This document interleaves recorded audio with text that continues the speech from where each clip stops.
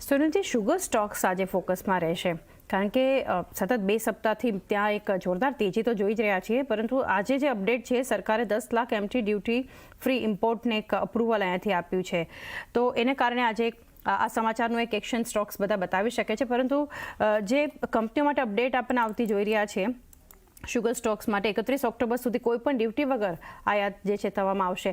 કઈ રીતે લાંબા ગાળે કંપનીઓને આ સમાચારને ધ્યાનમાં રાખવું જોઈએ?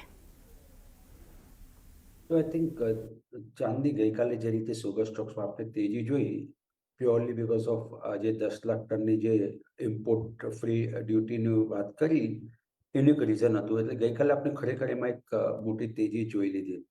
તમે ફંડામેન્ટલી જોશો તો I think the industry passing to rough time purely because of ઇથેનોલની જે કેપેસિટી છે that is over capacity in the industry. We don't know whether government is going to allow ethanol prices to go up for blending.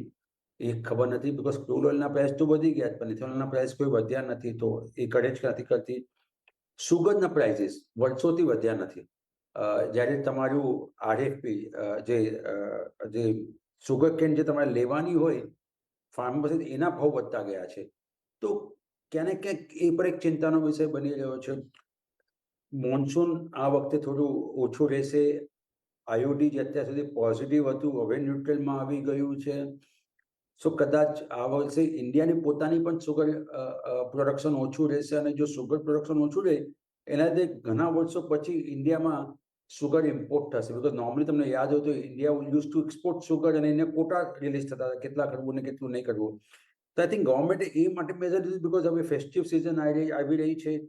Price of sugar are increasing and it should not become a anti popular કે sugar price વધી જાય તો that's the reason આ કર્યું છે. મોટો benefit sugar કંપનીને may be temporary yes because of shortage of supply of એના લીધે ભાવ વધી ગયા છે. The prices can go up. Many of the sugar companies supply to the international, not the international player, but the institutional player. ત્યાં કેટલો benefit થાય છે જોવાનું. પણ is it a very structurally long term story? Answer is no. I think થોડું difficult લાગે છે. જો કદાચ ભાવ વધી ગયા છે ને તમને લાગતું હોય કે પ્રોફિટ બુક કરી નાખ્યું છે, પ્લીઝ બુક, બીકોઝ 20% જે વધી ગયા છે doesn't deserve. Just to give an example, જો 2 મિનિટ ટાઈમ આપતે સર, because મને ખબર છે માર્કેટ ઓપન થઈ ગયું છે. ગઈકાલે Moderna went up by 176%. Sorry, day before yesterday. Yesterday it fell one of the 24-25%. So normally profit booking આવી શકે જ્યારે કોઈ સ્ક્રિપ્ટ unreasonably ઉપર છે. Something similar can happen with sugar stocks today.